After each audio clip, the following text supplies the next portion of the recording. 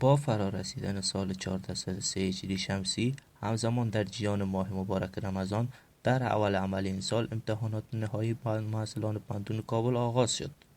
مقامات بیان نمودند که این سمستر زمستانی به صورت تشدیدی آغاز یافته بود.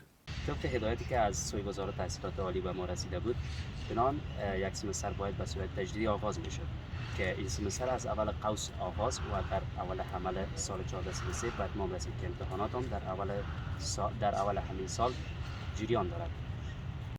این امتحانات قرار است در مدت 21 روز از محصلان اخذ شود.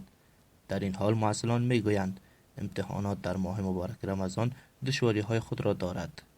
رمضان و امتحانات یک بخش اساسی زندگی انسان ها می باشد. خب از نظر ما کمک برای محصلان مشکل تمام می شود، چرا فوکسشان بالای درسانه می باشد و بیشتر شاید گرسنه شوند و امثال هم. خب یک فرصت خوب می تواند باشد که بعد از سحری ما و شما درس‌های خود را بخوانیم و هم مطالعه کنیم.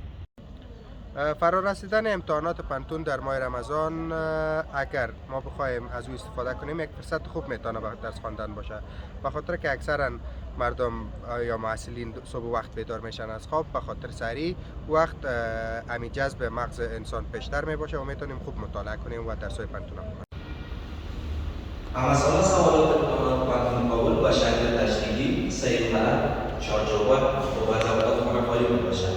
این امتحانات قرار است قبل از فرارسیدن سعید فطر به اتمام برسد. عبدالقادر کریمی، پانتون